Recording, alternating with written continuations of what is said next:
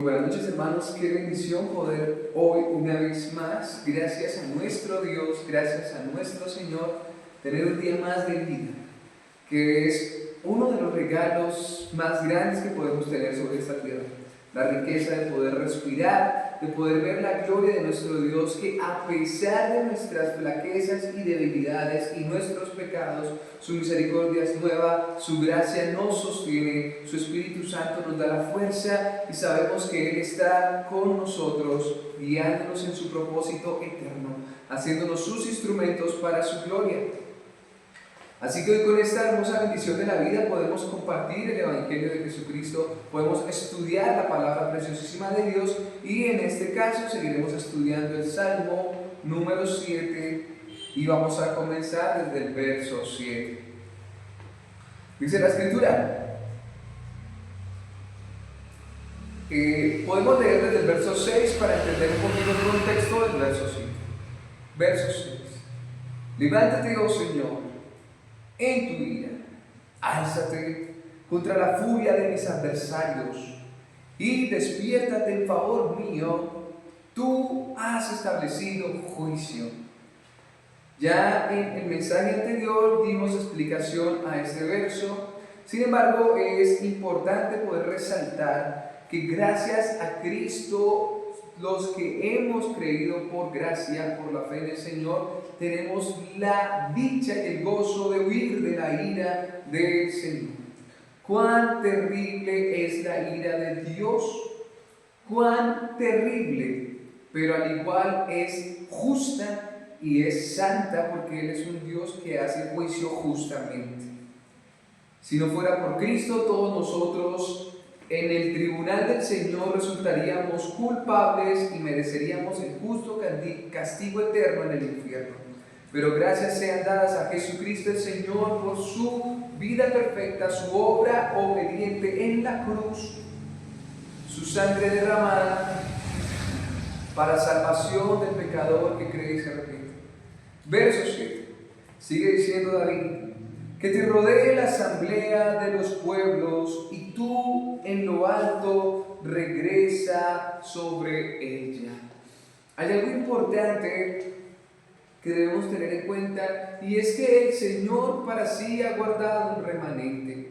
Nosotros sabemos que si no fuera por su mano poderosa, de seguro todos nosotros quisiéramos estar lejos de Dios, porque por naturaleza amamos el pecado, por naturaleza queremos hacer lo malo, y si no es por la obra de gracia de nuestro Dios, que su Espíritu Santo cambia nuestro corazón, si no es por esta obra preciosa y gloriosa, de seguro seguiríamos en las tinieblas, cegados, muertos en nuestros delitos y pecados. Pero Dios para sí ha guardado un remanente. Dios para sí ha guardado una pequeña manada, como lo dice la Escritura. Si el Señor no guardase un remanente, a Sodoma y Gomorra seríamos. El Señor ha guardado a su pueblo. Versos como muchos son los llamados, pocos los escogidos. Versos como no es del que quiere ni el que corra, sino de Dios que tiene misericordia. Versos como cuando el Señor Jesús dijo: y cuando venga el Hijo del Hombre, hallará fe en la tierra. Debemos dar gracias a Dios que por su misericordia, una vez más, por su soberano y beneplácita voluntad, ha querido así salvarnos en Cristo. ¿Por qué? No lo merecíamos, de seguro no hay nada bueno en nosotros, pero así Él lo ha deseado, así Él lo ha hecho, y por eso debemos estar agradecidos.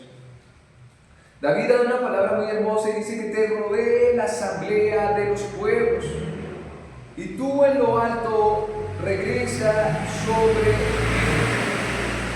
Debemos tener en claro dos paralelos.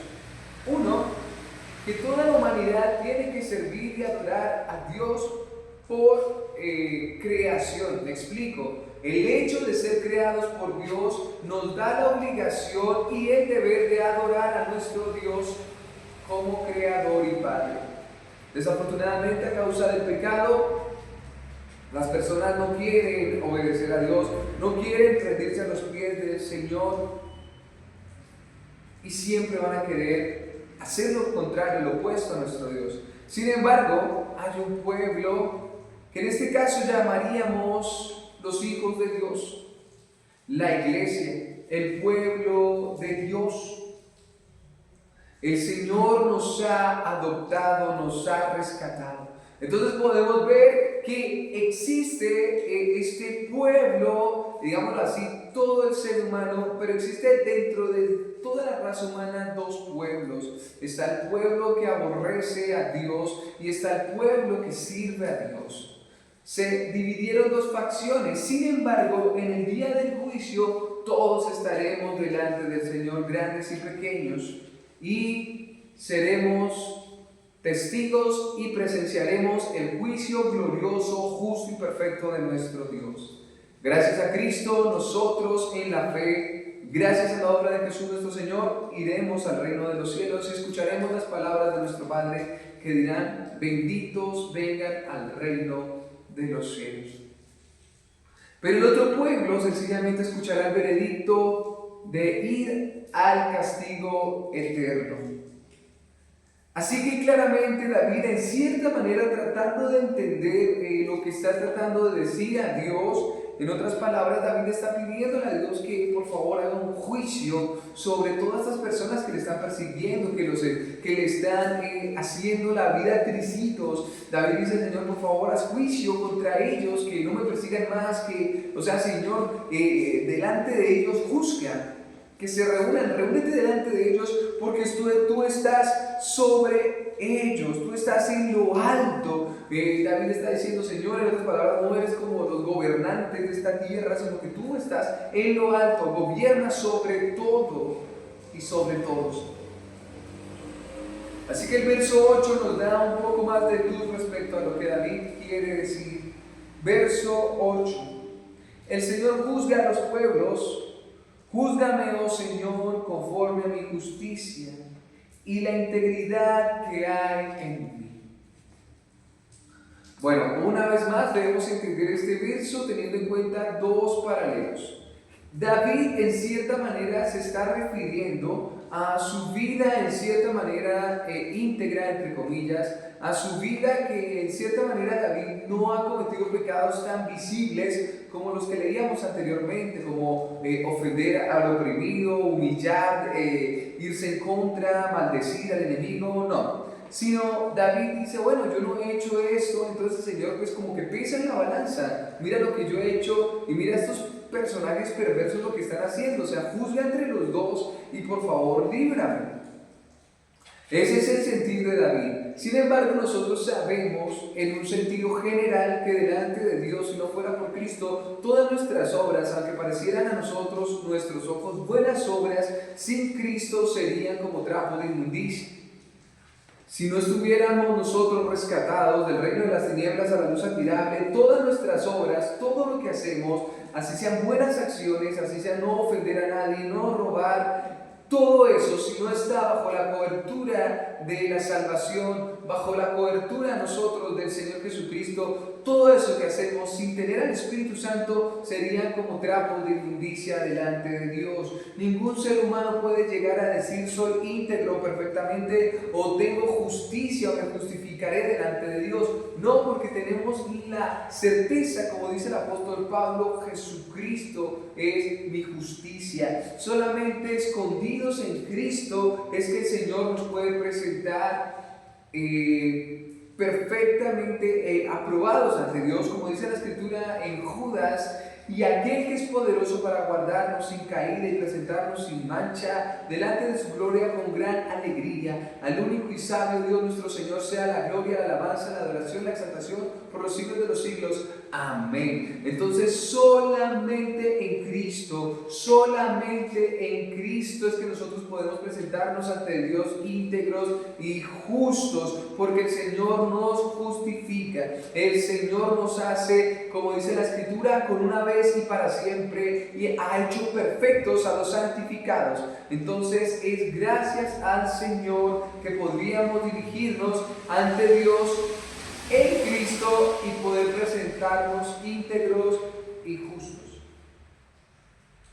Así que David, en cierta manera, está hablando de una integridad y una justicia que él hace humanamente, pero esa integridad y justicia no lo va a salvar del castigo eterno.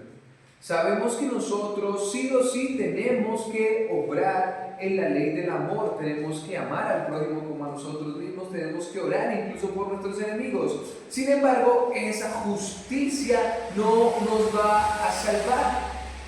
Esas obras de justicia son trapos de inmundicia.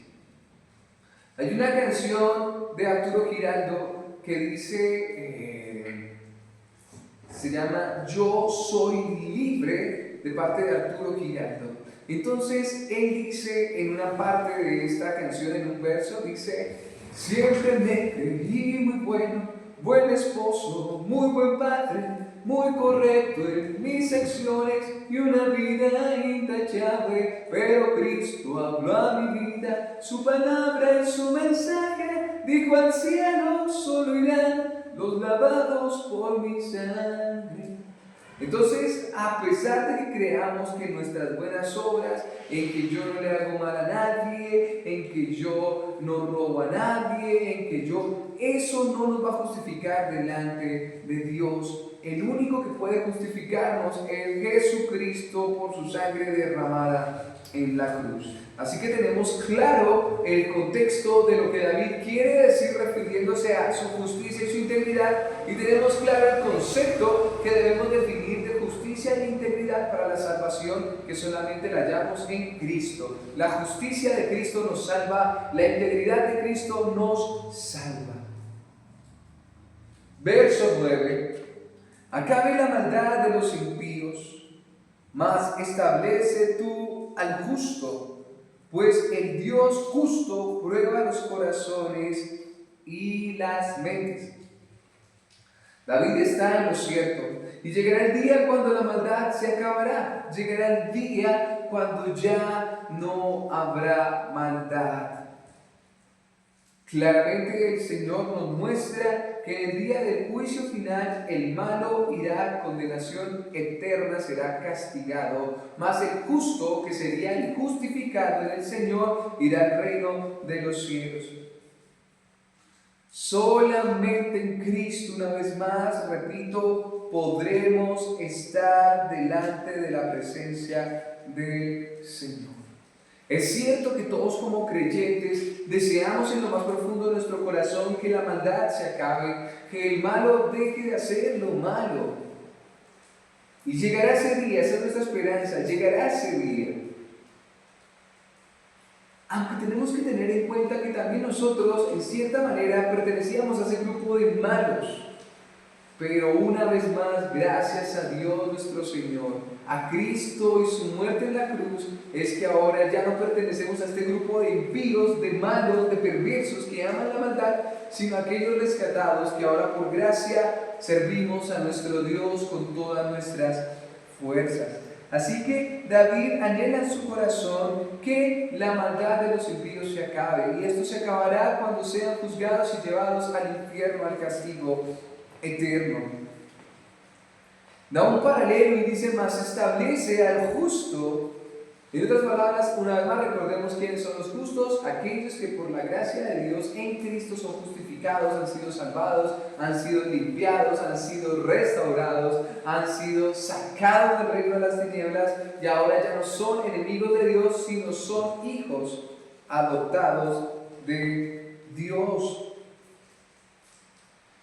Y sigue diciendo David: pues el Dios justo prueba los corazones y las mentes. Tres cosas bien importantes. David reconoce que Dios es justo. Él no es corrupto, ni se deja corromper de nadie, ni acepta cohecho. El Señor es imparcial. Él juzga justamente y su juicio es santo, santo, santo. Eso es algo que la humanidad aborrece, es algo que la humanidad detesta. Ellos quieren escapar de un Dios cósmico que va a juzgar a cada quien según sus obras, pero es verdad que Dios juzgará a cada uno conforme a sus obras, como lo dice la Escritura. Dios no dará por inocente al culpable. Todos nosotros responderemos por cada uno de nuestros pecados. Una vez más, vamos a tratar de mostrar la grandeza de Cristo en este ejemplo. Adán y Eva perdieron el paraíso con un solo pecado que fue comer, desobedecer. Entró la muerte, el dolor, la enfermedad, la tristeza, los males, con un solo pecado. Nosotros hemos cometido muchísimos pecados, más que los que Adán y Eva cometieron, y justamente merecemos el castigo eterno. Pero aquí vemos lo grandioso y lo glorioso que es el sacrificio de Jesús. Con su vida perfecta y muerte en la cruz, ahora Él es nuestra justicia. Su vida nos ha justificado, su sacrificio nos ha presentado delante de Dios justos, porque ya pagó nuestra deuda al Señor. Lo que debíamos sufrir eternamente en el infierno, el Señor lo pagó en la cruz derramando su sangre. Así que Dios es justo. Muchos piensan que Dios es un bonachón, un abuelito de barba, que es todo bien y que me pasa mis pecados. No, la salvación verdaderamente es un regalo de Dios, es por gracia. Y esta salvación debemos tener en cuenta que costó la preciosísima sangre de Jesús, la vida del Hijo de Dios. Esta salvación que para nosotros es gratuita, a Cristo le costó su vida. Me acuerdo cuando Jesús vio al paralítico, le trajeron el paralítico en uno de sus milagros, y mirando a la multitud les preguntó: ¿qué es más fácil decir? Lea al paralítico, tus pecados te son perdonados, o levántate y anda. Muchos entre la multitud dirían tal vez: tus pecados te son perdonados, porque pues no hay nadie que vaya al cielo a revisar en el archivo de pecados a ver si se borraron o no. Pero es imposible decirle al paralítico: levántate y anda, porque nadie tiene ese poder. Para Jesús, después de haber hecho tantos milagros, para Él le fue más difícil decir: tus pecados te son perdonados, que levántate y anda. Porque el decirle: tus pecados te son perdonados, estaba diciendo: yo voy a morir en la cruz para salvar a este hombre. Voy a entregar mi vida en obediencia perfecta a Dios para salvar a este hombre, para perdonar los pecados. Así que tenemos que tener en cuenta que Dios es justo y nuestra salvación tuvo un precio que lo pagó Jesús. Ninguno de nosotros pudiéramos jamás pagar la salvación. Ninguno de nosotros pudiéramos jamás pagar un cupo al reino de los cielos. Ninguno de nosotros jamás podrá ir al cielo por sus buenas obras. Ninguno de nosotros jamás podrá ir al cielo si no es por Jesús el Señor. Así que debemos tener en cuenta y valorar y atesorar este sacrificio perfecto de Cristo en la cruz. No solamente nos ha justificado delante del Padre, sino que ha hecho una obra perfecta, y vamos a verla en este verso tan profundo, tan hermoso. David dice: Dios justo prueba los corazones y las mentes. Debemos tener en cuenta que si se pesara el corazón y la mente, como repetidamente vienen diciendo los salmos, que el malo siempre desea hacer lo malo, que su corazón ama la maldad, y que son mentes perversas, son mentes corrompidas, son mentes turbias, esclavizadas por el pecado. Pero la Biblia enseña en el profeta Ezequiel que Dios, en su grandísimo amor, una vez más por su beneplácito glorioso, quiso cambiar el corazón de su remanente, de aquel pueblo escogido, porque Él dice: y os daré un corazón nuevo, y quitaré de vosotros el corazón de piedra, y os daré un corazón de carne, para que andéis en mis estatutos, los guardéis y los pongáis por obra. Y pondré dentro de vosotros un espíritu nuevo, y mi espíritu Así que el Señor es tan glorioso que no solamente nos ha justificado en Cristo, sino que también Él ha cambiado nuestros corazones. A esto se le llama la obra del nuevo nacimiento, la obra de la regeneración. El Señor Jesús claramente lo dijo: el Espíritu de Dios está sobre mí, por cuanto me ha ungido para dar buenas nuevas a los abatidos, para dar libertad a los cautivos, quitar las vendas a los ciegos. El Señor ha cambiado nuestro corazón de piedra y nos ha dado corazón de carne. Ha quitado las vendas de nuestros ojos, los tapones de nuestros oídos, y ahora podemos ver su hermosura, oír su belleza de palabras que Él tiene para nosotros, y podemos guardar en nuestro corazón y amarle a Él con todas nuestras fuerzas. Él nos ha dado un nuevo corazón. Como decía algún predicador, el cardiólogo celestial nos operó y hizo trasplante de corazón a nuestras vidas. Damos gracias a Dios que ha sido su voluntad, su mano poderosa. ¿Me acuerdan de la parábola de aquel señor que hizo un banquete y convidó a sus amigos? Y todos le rechazaron, y los siervos le dijeron: Señor, todo está listo, la mesa, la comida, pero los invitados no quieren venir. Así que el Señor dijo: vayan a los caminos, vayan, y a todo el que encuentre, ciego, manco, a todos los que estén en los caminos, tráiganlos y fuércenlos a entrar. Me encanta esta palabra que dice: y fuércenlos a entrar. Y siempre me he preguntado: venga, ¿y por qué fuércenlos a entrar? Porque de seguro en nuestra naturaleza humana, así escucháramos el llamamiento de Dios, si Él no cambia nuestros corazones, de seguro rechazaríamos al Señor. Por eso Él con sus cuerdas de amor nos atrae a sí mismo, con sus cuerdas de amor nos lleva a su presencia. A esto se le llama la gracia irresistible de nuestro Señor. Cuando Él nos llama, no nos podemos resistir, porque su amor es tan maravilloso y tan glorioso, y su luz es tan maravillosa y perfecta, que cuando Él nos da vida y quita nuestras vendas, vemos nuestro camino directo al infierno. Y cuán doloroso es que nosotros preferimos dar media vuelta y ver a Cristo, ver la gloriosa cruz y correr a su cruz y aferrarnos a su cruz y aferrarnos a su manto, porque entendemos que solamente en Él hay salvación. David sigue diciendo que el Señor prueba los corazones y las mentes. Una vez más, las mentes a causa del pecado están totalmente corrompidas, en tinieblas, son mentes reprobadas, mentes que solo ven lo malo. Pero la palabra de Dios también nos enseña que el Señor nos ha dado la mente de Cristo. Muchas veces personas se mofan y se burlan del creyente diciendo: eso en la iglesia le van a lavar el cerebro, eso en la iglesia le van a cambiar el cerebro. Pero qué bendición que el Señor así nos transforme y limpie nuestra mente. Una mente que a causa del pecado corrompida, dañina, ahora el Señor ha transformado nuestra mente y podemos en nuestra mente adorar a nuestro Dios, confiar en nuestro Dios. Él nos ha dado la capacidad del arrepentimiento, que es el cambio de mente. Antes nosotros creíamos que no éramos pecadores, que no le hacíamos mal a nadie, incluso que nosotros no le debíamos a Dios, que antes Dios nos debía por lo bueno que éramos, y también que eso de que Dios creó el hombre no fue así, sino que el hombre creó a Dios.